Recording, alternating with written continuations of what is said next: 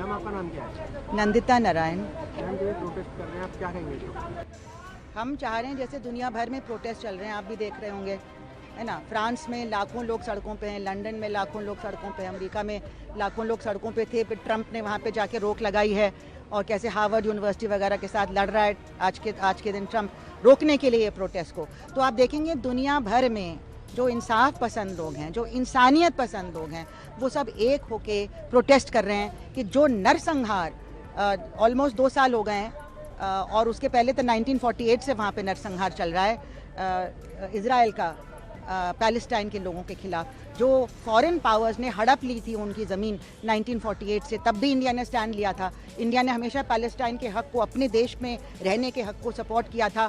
और अब वो जो सरकार हमारी है बिल्कुल डामाडोल हो रही है। हालांकि ऑफिशियली पोजीशन वही है, लेकिन आप देखते हैं किस तरह से वो इजराइल के करीब आ गई है, स्टैंड लेने के लिए तैयार नहीं है। हम तो चाहते हैं कि खुल के स्टैंड लें, हम प्रिंसिपल स्टैंड लेंगे, तभी दुनिया भर में इंसाफ पसंद लोग और दूसरे देश भी हमारे ऊपर भरोसा करेंगे। अगर हम सिर्फ ताकतवर के पीछे भागेंगे तो हमारी कोई स्टैंडिंग नहीं रहेगी, पूरी दुनिया में हमारे कोई दोस्त नहीं बचेंगे। हम प्रिंसिपल स्टैंड लेंगे तो लोग अपने आप हमारे साथ जुड़ेंगे। कल को हमारे ऊपर मुसीबत अगर आई, चीन या किसी ने अगर कुछ किया, तो फिर लोग हमारे साथ खड़े होंगे ना। नहीं तो हम कहते हैं कि हमेशा ताकतवर ही सही होता है। हमारी अपनी पुरानी कॉलोनियल हिस्ट्री जो है, ब्रिटिश सरकार के खिलाफ हम लड़े थे, तो तब हमें हमारे साथियों ने, दुनिया भर से साथियों ने सपोर्ट किया था हमें, और हमने उनको सपोर्ट किया, चाहे वो अफ्रीका हो, चाहे आयरलैंड हो, चाहे पैलेस्टाइन हो। हमने ऐसे ही लोगों की आज़ादी की लड़ाई में उनका समर्थन हमने किया था।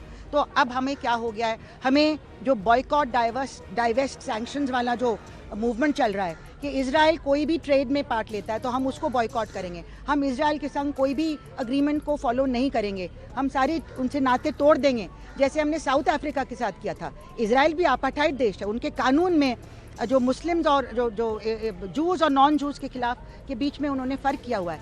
इस तरह से साउथ अफ्रीका में भी ये हुआ था। तो जब इतने सालों तक दुनिया भर से सैंक्शंस लगे थे, तब जाके वो अपार्थाइड ख़त्म हुआ। और नेल्सन मंडेला ने आभार भी व्यक्त किया था जितने लोगों ने उनको सपोर्ट किया था। और तब हमको वही पोजीशन लेनी चाहिए पैलेस्टाइन के मामले में और गाज़ा के मामले में। तो मैम सरकार से क्या मांगते हैं? हम सरकार से ये मांगते हैं कि ये बॉयकॉट डाइवर्स सैंक्शंस वाली जो मुहिम है उसको सपोर्ट करें, उसमें हिस्सा लें, और यहाँ पे प्रोटेस्ट जो हो रहे हैं उनको इस तरह से दमन करके उनको नहीं रोका जाए।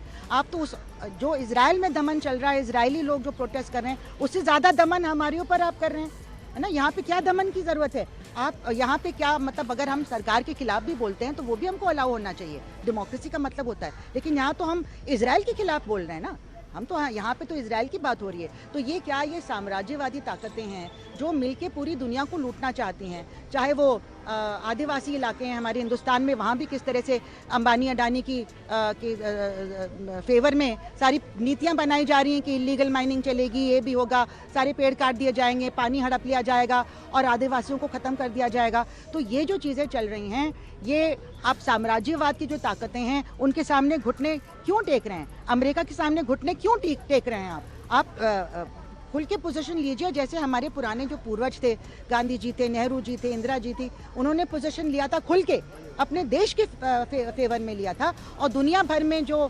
न्याय है उसके सपोर्ट में लिया था। आपको वैसे लेना चाहिए, तभी तो दुनिया आपकी इज्जत करेगी।